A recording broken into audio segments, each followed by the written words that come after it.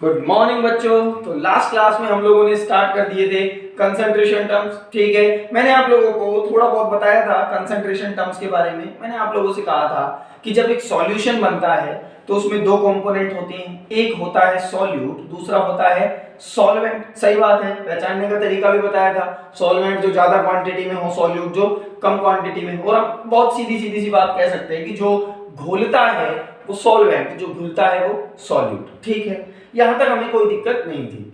फिर मैंने आपसे कहा कि सॉल्यूशन को या होमोजेनियस मिक्सचर को तीन तरह से आप क्लासिफाइड करते हो, सैचुरेटेड, सुपर सैचुरेटेड और अनसैचुरेटेड। याद होगा आपको। अगर जस्ट इमेजिन कि मान लीजिए मेरे पास 100 ml वाटर है। ठीक है, इस 100 ml वाटर में मैंने 5 ग्राम चीनी घोली और घुल गई। इससे ज्यादा नहीं घुल रही, मतलब 1 ग्राम डाली घुल गई, 2 ग्राम डाली घुल गई, 3 ग्राम डाली घुल गई, ऐसे करके 5 ग्राम घुल गई, है ना। अब 6 ग्राम चीनी नहीं घुल रही, मतलब अब ये सॉल्यूशन कैसा है? Saturated at a particular temperature. Temperature change करा तो मामला बदलेगा। क्लियर हो रही है बात मेरी? ठीक है, करेंगे वो बाद में बात अभी, है ना।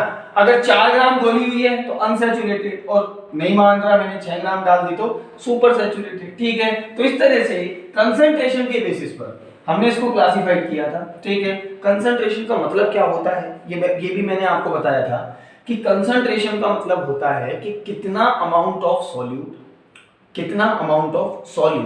कितने सॉल्यूशन में प्रेजेंट है। क्लियर होती है बात मेरी? ठीक है, और उन्हीं को निकालने के लिए जिन टर्म्स का हम यूज करते हैं उन टर्म्स को हम क्या कहते हैं? Concentration terms. तो आप हेडिंग लगाएंगे अपनी कॉपीज में, शायद आपने लगा रखी होगी कंसंट्रेशन टर्म्स।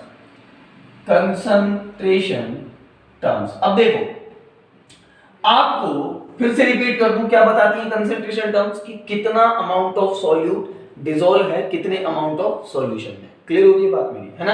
कितना अमाउंट ऑफ सॉल्यूट डिसॉल्व है कितने अमाउंट ऑफ सॉल्यूशन में। अभी जितनी भी कंसंट्रेशन टर्म्स हैं बहुत सारी पढ़नी है, बहुत सारी हमें पढ़ना है। वॉल्यूम बाय वॉल्यूम पढ़ के आए हो आप 9th क्लास में।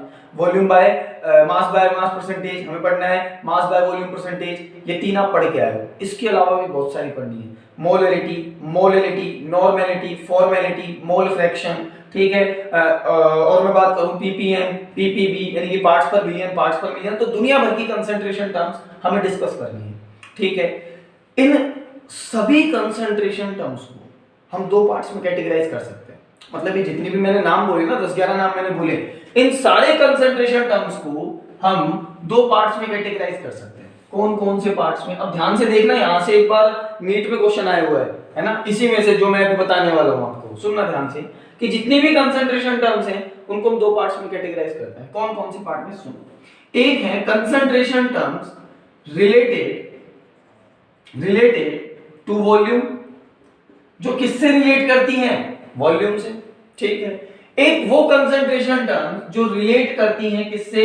मास से, रिलेटेड टू मास। और यू कैन से इट, मतलब एक को वॉल्यूम से मतलब होता है, दूसरे को मास से मतलब होता है। अब देखो एक बात बताऊं मैं तुम्हें, आपको पता है ये जो सॉल्यूशन वगैरह की हम बात करते हैं तो जनरली आपको पता होना चाहिए कि सॉल्यूशन वगैरह लिक्विड ज्यादा बनाता है ना। जैसे वाटर हो गया, मैंने कहा यूनिवर्सल सॉल्वेंट है, ये फील करने की बात है सारी खुद से, है ना। ये किसी किताब में तो लिखा हुआ नहीं है ना। फिर भी खुद से एक बात फील करो कि आपको पता है ये जो सॉल्यूशन की हम बात करते हैं मैक्सिमम केसेस में सॉल्यूशन लिक्विड सॉल्यूशन होता है। कैसा होता है? लिक्विड, है ना। जैसे वाटर में अल्कोहल डिसॉल्व कर लिया, सर वाटर में अल्कोहल डिसॉल्व कर लिया, वाटर में आपने नमक डाल दिया, वाटर में आपने शुगर डाल दिया, या वाटर में कुछ और लिक्विड डाल दिया दूसरा। तो ज्यादातर जो सॉल्यूशन होते हैं वो कैसे सॉल्यूशन होते हैं? लिक्विड। कैसे होते हैं? लिक्विड। मैं ऐसा नहीं कह रहा कि लिक्विड ही होते हैं, सॉलिड सॉल्यूशन भी होते हैं, गैसेस सॉल्यूशन भी होते हैं, पर मोस्ट ऑफ द केसेस हमें किस तरह के सॉल्यूशंस मिलते हैं? Liquid solution. ठीक है, अच्छा, लिक्विड का मास मेजर करना ज्यादा पसंद है हम लोगों को या वॉल्यूम? खुद से सोच के बताओ। लिक्विड का, अरे दूध का वॉल्यूम मेजर करते हैं या फिर मास मेजर करते हैं? वॉल्यूम ना, 1 लीटर 2 लीटर 3 लीटर, है ना। पानी का भी वॉल्यूम मेजर किया जाता है। तो लिक्विड का हम क्या मेजर करते हैं? वॉल्यूम। क्या मेजर करते हैं? वॉल्यूम। तो हमने कहा यार ज्यादातर सॉल्यूशन लिक्विड है तो कंसंट्रेशन टर्म्स वॉल्यूम से रिलेट करती हुई बनाई जाए, है ना। वॉल्यूम, जिनमें किसको प्रायोरिटी दी जाए? वॉल्यूम, मतलब जिसमें सारी कैलकुलेशन किसकी हो? वॉल्यूम की। क्लियर हो गई है बात मेरी? ठीक है, तो हमने ये कंसंट्रेशन टर्म्स बना दी। कोई दिक्कत समझ में आई होगी बात मेरी? अच्छा, फिर सर उनकी क्या जरूरत है? रिलेटेड टू मास, ये पहले बनी थी। सर इनकी क्या जरूरत है? मास रिलेटेड कंसंट्रेशन टर्म्स की। इनकी क्या जरूरत है? तो सुनो, अभी यहाँ पर आपने बना तो दी, पर यहाँ एक दिक्कत भी है। ये बहुत बढ़िया बात है कि ये सारे लिक्विड्स की कंसंट्रेशन को बताएगी, पर यहाँ एक दिक्कत भी है। अब सुनो दिक्कत क्या है, ध्यान से सुनना, बहुत इंपॉर्टेंट बात है, ध्यान से सुनना, कंसेप्ट बिल्कुल क्लियर हो जाएगा। सुनो ध्यान से, मैंने क्या कहा, मेरे पास जस्ट इमेजिन कि एक सॉल्यूशन है, ठीक है ना। मैंने कहा कि इसमें 100 ml वाटर के अंदर, ऐसा कह दूं मैं कि इसमें 5 ml C2H5OH एथेनॉल है ना, आपने डिसॉल्व करके रखा हुआ है कितने वाटर के अंदर, 20 ml वाटर के अंदर, और आपको टेम्परेचर दिया हुआ है 20 डिग्री सेंटीग्रेड। कितना टेम्परेचर दिया हुआ है, 20 डिग्री सेंटीग्रेड। जस्ट इमेजिन ये कंटेनर बंद है, कंटेनर बंद है, क्लियर हो गई बात में। अच्छा, अब ये 20 डिग्री सेंटीग्रेड की कहानी है, मैंने टेम्परेचर रेज किया और रेज करके टेम्परेचर को पहुंचा दिया मैंने 50 डिग्री सेंटीग्रेड पर। क्या अभी भी C2H5OH का वॉल्यूम 5 ml और वाटर का वॉल्यूम 20 ml रहेगा? वॉल्यूम की मैं बात करूं तो, अरे भाई सुनो, आप जब इसको हीट करोगे, जब आप इसको टेम्परेचर दोगे, तो ये जो पार्टिकल्स हैं यहाँ पर, जो पार्टिकल्स हैं उनको काइनेटिक एनर्जी मिलेगी, और काइनेटिक एनर्जी मिलेगी तो वो एक दूसरे से दूर भागने लगेंगे, यानी कि अब वो कंपैरेटिवली ज्यादा जगह घेरेंगे पहले के कंपैरिजन में। बात समझ में आ रही है? ठीक है, मतलब होगा क्या, एक मॉलिक्यूल यहाँ चला गया, यहाँ चला गया, यहाँ चला गया, कुछ कुछ बात समझ आ रही, ठीक है। तो टेम्परेचर रेज करने पर वॉल्यूम रेज होगा, आई रिपीट, टेम्परेचर रेज करने पर वॉल्यूम रेज होगा, ठीक है। और वॉल्यूम रेज हुआ तो कंसंट्रेशन टर्म चेंज हो जाएगी। बोलो क्लियर होती है बात मेरी? अगर वो किससे रिलेट करती है, वॉल्यूम से, अगर वो किससे रिलेट करती है, वॉल्यूम से। देखो मैंने यहाँ क्या निकाला, मैंने यहाँ निकाला कंसंट्रेशन, क्या निकाला कि 25 ml ऑफ वाटर में है, 25 ml ऑफ सॉल्यूशन में, सॉल्यूशन तो 25 ml का हो गया ना, 20 + 5 टोटल सॉल्यूशन। भाई ये सॉल्यूट है, ये सॉल्वेंट है, सॉल्यूशन का वॉल्यूम कितना हो गया, 25। तो मैं पहले कह रहा था 20 डिग्री सेंटीग्रेड पर कि 25 ml ऑफ सॉल्यूशन में कितना सॉल्यूट डिसॉल्व है, 5 ml सॉल्यूट, सही है। ओवरऑल 25 में से 5 ml सॉल्यूट है। अब जब मैंने टेम्परेचर रेज किया तो वॉल्यूम इंक्रीज कर गया, है ना, वॉल्यूम इंक्रीज कर गया, तो इसका वॉल्यूम भी बदला और इसका वॉल्यूम भी बदला। क्या अब वही कंसंट्रेशन रहेगी जो पहले रहेगी, जो पहले थी एक्चुअली में? नहीं ना, चेंज हो जाएगी। क्लियर हो रही है बात मेरी? अब आप कहो कि सर ये इक्वल तरीके से तो चेंज होंगे, नहीं, कहने का मतलब समझ रहे हो आप मेरा? मैंने कहा कि सर क्या पता ऐसा हो जाए कि इसका वॉल्यूम घट के बढ़ के 50 ml हो जाए, 10 ml हो जाए, है ना, टेम्परेचर रेज करने पर। ऐसा भी नहीं होगा, क्यों? क्योंकि C2H5OH का इवेपोरेशन का नेचर ज्यादा होता है, ये जल्दी कन्वर्ट होगा वेपर में, ज्यादा वॉल्यूम घेरेगा टेम्परेचर रेज करने पर। बात समझ आ रही है मेरी? ठीक है, फिर से सुन ले एक बार, इतना सुन ले कि समस्या ये थी इन कंसंट्रेशन टर्म्स में, समस्या ये थी कि यार हमारे पास एट अ पर्टिकुलर टेम्परेचर, अगर मैं बात करूं तो ये कंसंट्रेशन टर्म बढ़िया है, पर मैं टेम्परेचर चेंज करूंगा तो कंसंट्रेशन चेंज हो जाएगी। क्लियर हो रही है बात मेरी? क्यों? क्योंकि वॉल्यूम चेंज हो जाएगा। सर यहां भी तो होगा, नहीं। अब जस्ट इमेजिन, मैंने कहा कि 5 ग्राम C2H5OH डिसॉल्व है 25 ग्राम सॉल्यूशन में। मैंने टेम्परेचर रेज किया, दोनों का मास लिया है ना, मैंने टेम्परेचर रेज किया। टेम्परेचर रेज करने पर क्या मास चेंज होता है? नहीं। अरे मास क्या है? मास होता है यार कितना उसके अंदर पार्टिकल्स हैं, है ना, अंदर की प्रॉपर्टी है मास। तो क्या मास चेंज होगा टेम्परेचर रेज करने या कम करने से? नहीं, मास चेंज नहीं होता। क्लियर हो रही है बात मेरी? यानी कि आप टेम्परेचर को कितना भी चेंज करो, ये कंसंट्रेशन टर्म फिक्स हो गया, कंसंट्रेशन टर्म फिक्स हो गया। या मैं ऐसा कह दूं कि ये वाला कंसंट्रेशन टर्म, जो ये वाले कंसंट्रेशन हम पढ़ेंगे रिलेटेड टू मास, ये टेम्परेचर इंडिपेंडेंट है, हाँ या ना, टेम्परेचर इंडिपेंडेंट है। ये आपको समझ में आना बहुत जरूरी है, ठीक है। सिमिलरली अगर मैं बात करूं इसकी, तो ये वाले कंसंट्रेशन टर्म टेम्परेचर डिपेंडेंट है, सही बात है। ये किस पर डिपेंड करेंगे? टेम्परेचर पर, ये डिपेंड नहीं करेंगे। क्लियर हो रही है बात मेरी? जो कंसंट्रेशन टर्म्स मास रिलेटेड होंगी उनको टेम्परेचर से कोई लेना देना नहीं है। रीजन, टेम्परेचर मास टेम्परेचर पर डिपेंड नहीं करता। किसी चीज को आप 5 डिग्री सेंटीग्रेड पर वेट करो, 50 डिग्री सेंटीग्रेड पर वेट करो, मास सेम ही आएगा। क्लियर हो रही है बात मेरी? ठीक है, मास का टेम्परेचर से कोई लेना देना नहीं होता, जबकि वॉल्यूम का होता है। आप इसको 20 डिग्री सेंटीग्रेड पर रखा था, आपने बढ़ा के 50 किया, तो ऑब्वियसली वॉल्यूम इसका रेज हो जाएगा। क्लियर होती है बात मेरी? ठीक है, तो कुल मिला के हमने दो कंसंट्रेशन टर्म्स लिए। हमने लिया एक तो मास रिलेटेड, है ना, और मास रिलेटेड को ही हम क्या कह सकते हैं, टेम्परेचर इंडिपेंडेंट। एक लिया हमने वॉल्यूम रिलेटेड, और इसको हम क्या कह सकते हैं, टेम्परेचर डिपेंडेंट। इतना क्लियर होगा? ठीक है। अब जो टेम्परेचर डिपेंडेंट कंसंट्रेशन टर्म है वो कौन कौन सी है, सुनो। वॉल्यूम बाय वॉल्यूम परसेंटेज, अभी नाम लिया था ना मैंने थोड़ी देर पहले। ठीक है, मैं बात करूंगा मास बाय वॉल्यूम परसेंटेज की। ठीक है, हम बात कर सकते हैं इसमें मोलैरिटी, किसकी, मोलैरिटी की, और हम बात कर सकते हैं इसके अंदर नॉर्मेलिटी की। ये सब वॉल्यूम रिलेटेड होती है, नॉर्मेलिटी की। ठीक है, मैं बात कर सकता हूं इसके अंदर, और इसकी बात की जा सकती है volume by volume, mass by volume, molarity, normality. इतना ही रखें याद अभी। इसके अंदर कौन कौन सी आएंगी, देखो इसके अंदर आएगी मास बाय मास परसेंटेज। अब पढ़ेंगे इनको, ऐसे मत घबराओ कि सर ये मोलैरिटी क्या है, नॉर्मेलिटी क्या है, मास बाय मास परसेंटेज क्या है, इन सबको पढ़ेंगे अभी मैं एक ब्रीफली क्लासिफिकेशन दे रहा हूं, है ना, आगे आएगी ये भी, और साथ में ये भी बता दूंगा कि क्वेश्चन किस तरह से बन सकता है यहां से। अच्छा, मास बाय मास परसेंटेज हो गया, एक बहुत ज्यादा इंपॉर्टेंट मोल फ्रैक्शन हो गया, मोल फ्रैक्शन हो गया। ठीक है, यहां पर एक और कंसंट्रेशन टर्म आएगा मोलैरिटी। कौन सा, मोलैरिटी, और इसी के अंदर कई बार आ जाता है ppm, और साथ में ppb, और भी कंसंट्रेशन टर्म्स होते हैं, फॉर्मेलिटी वगैरह, उनकी जरूरत पड़ेगी जब हम देख लेंगे। ठीक है, अब इतना ध्यान रखो, है ना, कि भैया दो तरह की कंसंट्रेशन टर्म्स होती है, वॉल्यूम रिलेटेड, मास रिलेटेड। वॉल्यूम रिलेटेड मतलब जो टेम्परेचर डिपेंडेंट है, ठीक है। मास रिलेटेड मतलब जो टेम्परेचर पर डिपेंड नहीं करती।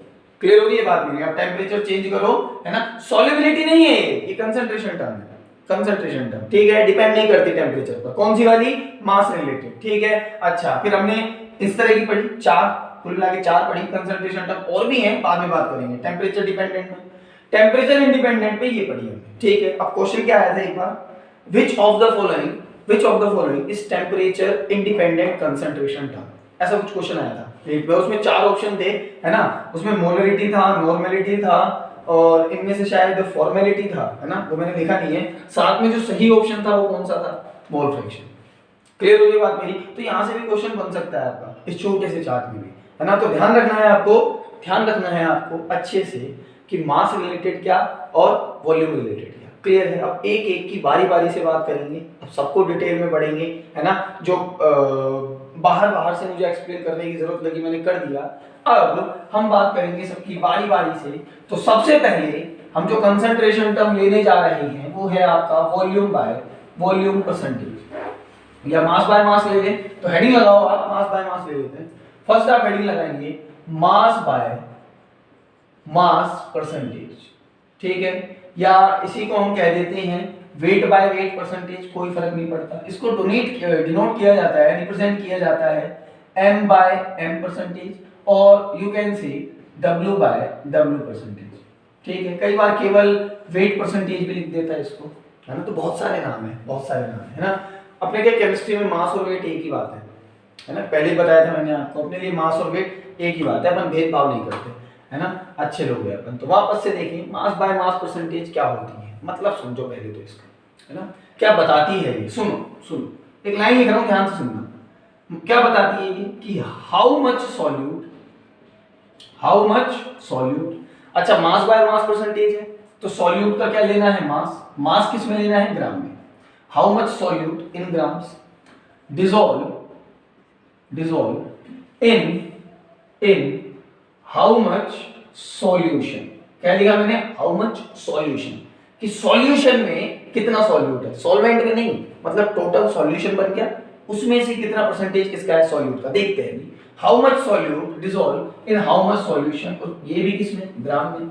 वेट बाय वेट परसेंटेज है, मास बाय मास परसेंटेज है।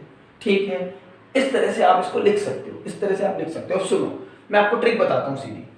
देखो यहां से पकड़ो इसको, यहां से फॉर्मूला भी यहीं से बनाएंगे। इसमें जो पहला लेटर होगा ना, पहला लेटर वो रिप्रेजेंट करेगा एक्चुअली में सॉल्यूट को। किसको रिप्रेजेंट करेगा, सॉल्यूट को। जो सेकंड लेटर होगा वो रिप्रेजेंट करेगा आपके सॉल्वेंट को। आई एम सॉरी, वो रिप्रेजेंट करेगा आपके सॉल्यूशन को। अब सुनो मैंने क्या कहा कि कितने अमाउंट ऑफ सॉल्यूशन में कितना अमाउंट ऑफ सॉल्यूट डिसॉल्व है, उसी को हम क्या कहेंगे, मास बाय मास परसेंटेज। क्लियर हो रही है बात मेरी? कितने अमाउंट ऑफ सॉल्यूशन में कितना अमाउंट ऑफ सॉल्यूट प्रेजेंट है, उसको अगर परसेंटेज में निकाला जाए तो उसी को हम क्या कहेंगे? मास बाय मास परसेंटेज। कुछ कुछ बात समझ आ रही? आएगी और अच्छे से आएगी। फॉर्मूला बनाते हैं इसका, मास बाय मास परसेंटेज। मैंने क्या कहा? पहला लेटर किसको बताएगा? सॉल्यूट के मास को। हमेशा सॉल्यूट को बताता है first letter in concentration term में। किसको बताएगा? सॉल्यूट को। अब m है मतलब सॉल्यूट का मास, और मास किस में ले रहे हैं? ग्राम में। तो लिख देते हैं, चलो ऊपर लिखा हमने मास ऑफ सॉल्यूट, ठीक है, डिवाइडेड बाय नीचे क्या लिखा? Mass of solution. Mass of solution. अरे दूसरा लेटर किसको बताएगा भाई? सॉल्यूशन को। बटे में है ना, बटे में। यही से फॉर्मूला बना लो, रट्टा मारने की जरूरत ही नहीं है ना, कि यहां से पकड़ा m मतलब मास ऑफ सॉल्यूट बटे n मतलब mass of solution. First time बता रहा है सॉल्यूट को, सेकंड टाइम बता रहा है सॉल्यूशन को। क्लियर? अच्छा, अब परसेंटेज है तो मल्टीप्लाई कर दो किससे? 100 से। बोलो क्लियर होती है बात मेरी? ठीक है। क्या बता रहा ये कि कितने अमाउंट ऑफ सॉल्यूशन में, मैं बार बार रिपीट कर रहा हूं, ध्यान से समझ लें इसको, कितने अमाउंट ऑफ सॉल्यूशन में, है ना, सॉल्यूशन के मास में कितना मास सॉल्यूट का डिसॉल्व है, ठीक है, उसका परसेंटेज अगर निकाला जाए तो उसको हम क्या कहेंगे? मास बाय मास परसेंटेज। एक क्वेश्चन करते हैं सीधा सा, सुनो। मैंने कहा 5 ग्राम ऑफ ए, कोई सॉल्यूट है A, is dissolve in 40 gram of B. Clear हो रही है बात मेरी? ठीक है। Find mass by mass percentage. अब सुनो कैसे करोगे मास बाय मास परसेंटेज? क्या कह रहा है कि भैया आपके पास 5 ग्राम ए का है, ये सॉल्यूट हो गया, ठीक है, 40 ग्राम बी में डिसॉल्व है। अब बी क्या है यहाँ पे? सॉल्वेंट। आपको क्या निकालना है? मास बाय मास परसेंटेज। कैसे निकालते हो? मास ऑफ सॉल्यूट कितना है? 5 gram divided by mass of solution. 40 रख दूं क्या? नहीं, यहां गलती कर देते हैं बच्चे। यहां नीचे क्या रखना है? Mass of solution. सॉल्यूशन क्या होगा? Solute plus solvent. तो सर कितना हो गया? 45, ठीक है, मल्टीप्लाई बाय 100। बोलो क्लियर है बात मेरी? परसेंटेज निकाल रहे हैं ना, तो 5 एकम 5 और ये कटा 9 बार, तो 100 बाय 9 परसेंटेज। बोलो क्लियर होती है बात मेरी? इसको और से आगे सॉल्व करें तो 9 एकम 9 एक 11.11, ठीक है, इतना परसेंटेज आ जाएगा। अब सुनो आगे सुनो, भी बहुत छोटी छोटी बातें करनी है इसमें हमें। ये आ गया। इसका मतलब पता ही है कि ठीक है 5 ग्राम 45 ग्राम सॉल्यूशन में है। यहां से तो ये पता लगा कि 5 ग्राम 45 ग्राम में है। इसको पता है कैसे पढ़ोगे? आज से इसको जब परसेंटेज निकाल दिया तो 100 में से निकला है ना, इसको आप कैसे पढ़ोगे कि 11.11 gram of solute, 11.11 gram of solute dissolve in 100 gram of solution. बात समझ में आई कुछ? इसको कैसे पढ़ा जाएगा? 11.11 परसेंटेज का मतलब क्या है कि अगर ये सॉल्यूशन होता 100 ग्राम तो उसमें सॉल्यूट कितना डिसॉल्व होता? 11.11 ग्राम। क्लियर हो रही है बात मेरी? यहां पर सुन लो ना, दिख रहा है कि अगर 45 ग्राम है, 45 ग्राम सॉल्यूशन है, तो उसमें सॉल्यूट कितना है? 5 ग्राम।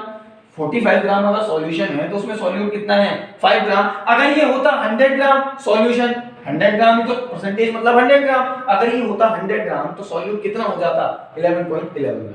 कुछ बात समझ में आ रही? ठीक है, इतना करेंगे नोट आप अपनी कॉपी में। देखिए मास बाय मास परसेंटेज क्या बताती है कि कितना ग्राम ऑफ सॉल्यूट कितने ग्राम सॉल्यूशन में डिसॉल्व है। फॉर्मूला हमने बनाया मास बाय मास परसेंटेज, ऊपर मास ऑफ सॉल्यूट, नीचे मास ऑफ सॉल्यूशन। याद रखना है फर्स्ट लेटर किसको बताता है?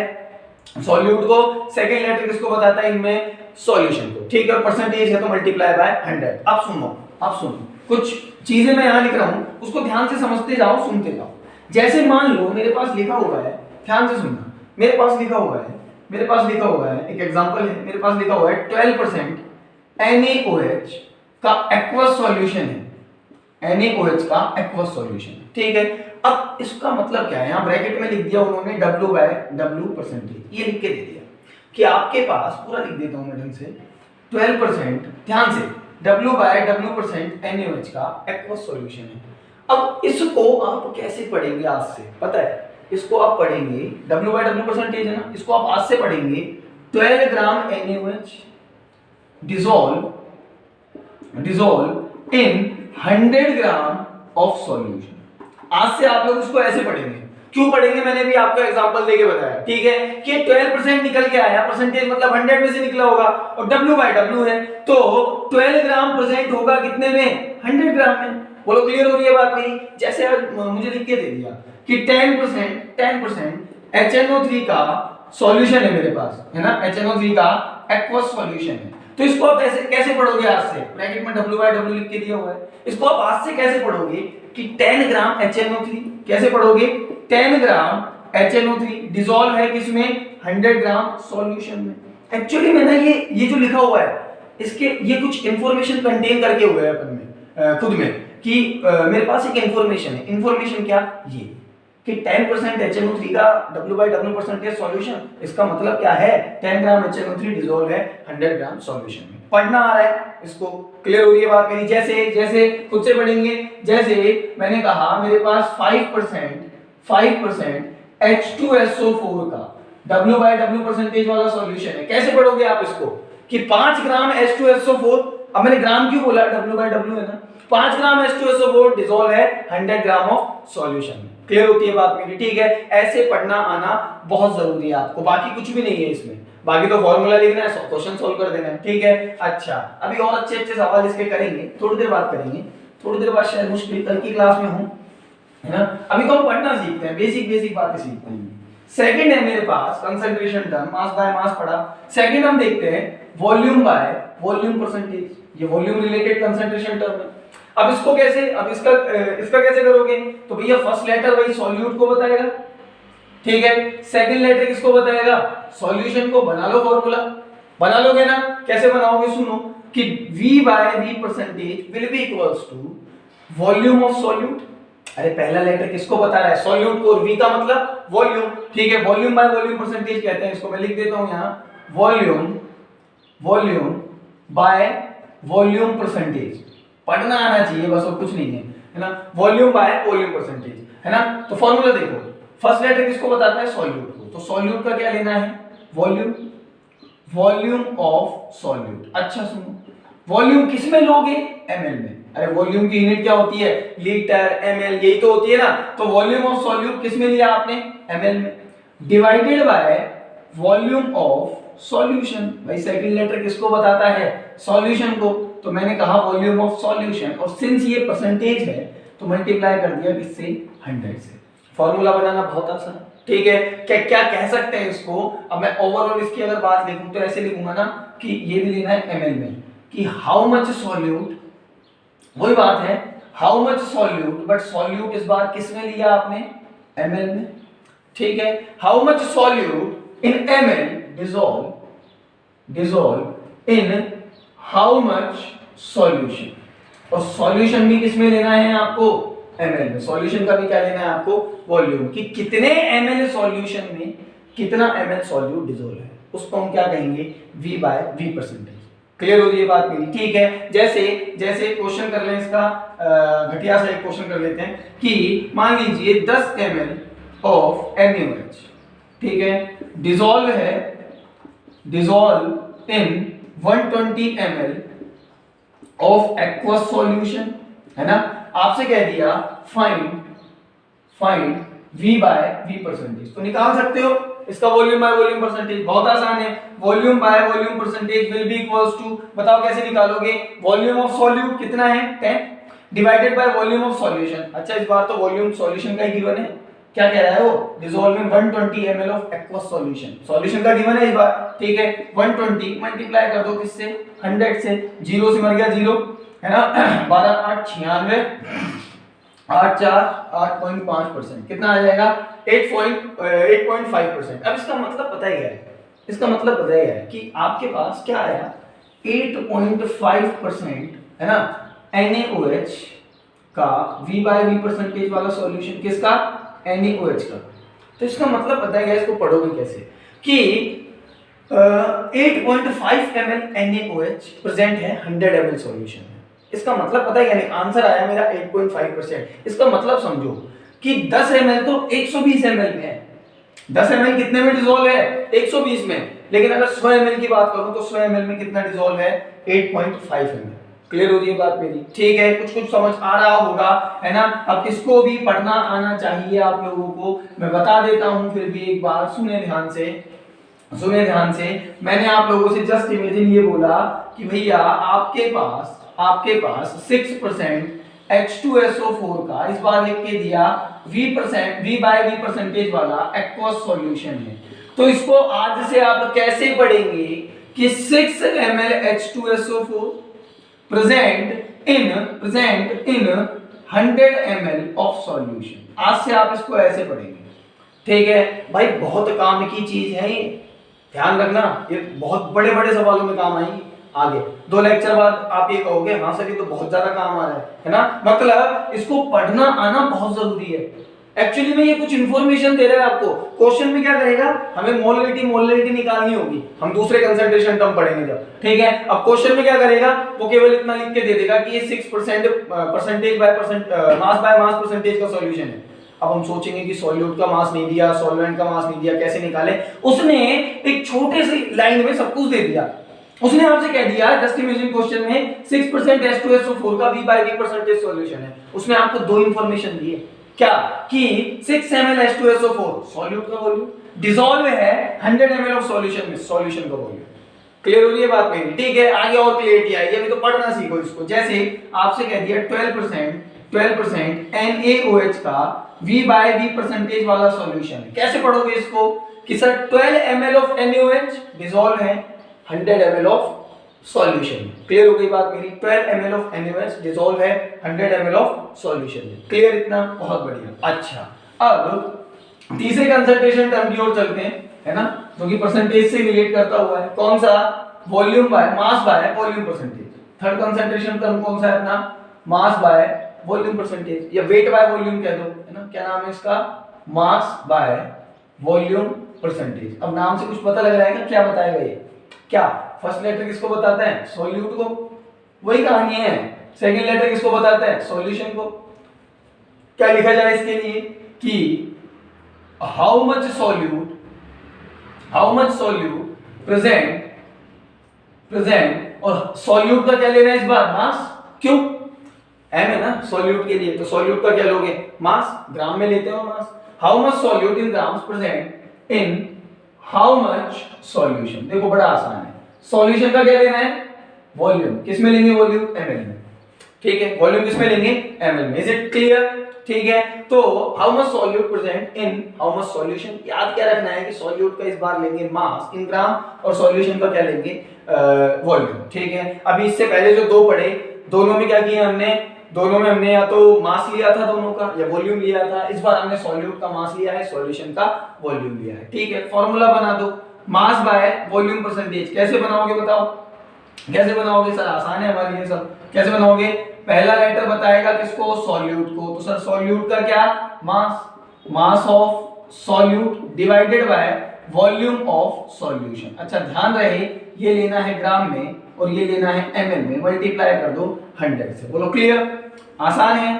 ठीक है, अब जस्ट इमेजिन आपको एक लिख के दिया हुआ है कि आपके पास 11% CH3COOH का mass by weight percentage, mass by volume percentage का एक्वस सॉल्यूशन है। What does it mean? क्या मतलब है इसका? इसका मतलब ये है सर कि 11 ग्राम H2SO4 CH3COOH, 11 ग्राम CH3COOH 100 ग्राम सॉल्यूशन में। यही मतलब है कि नहीं है? अरे भाई क्या बताता है ये? How much solute present in how much solution, है ना? तो बहुत सीधी सी बात है कि 11 ग्राम मास लोगे सॉल्यूट का, 11 ग्राम ऑफ CH3COOH प्रेजेंट है इन 100 ml ऑफ सॉल्यूशन। बोलो क्लियर? बोलो क्लियर इतनी बात? ठीक है, मतलब ये पढ़ना आना चाहिए तीनों के रेफरेंस में, ये पढ़ना आना चाहिए तीनों के रेफरेंस में। ठीक है, इसके क्वेश्चंस हम कल करेंगे, टाइम नहीं मिल पाएगा, पर अभी इतना पढ़ना आना चाहिए आप लोगों को, है ना? जैसे मैं एक स्टेटमेंट लिखने जा रहा, ध्यान से देखो, मैं लिखने जा रहा कि 15% ग्लूकोज का एक्वस सॉल्यूशन है ना?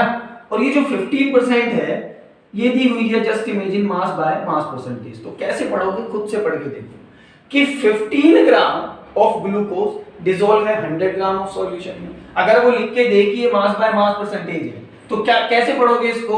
15 ग्राम ऑफ ग्लूकोज डिसॉल्व्स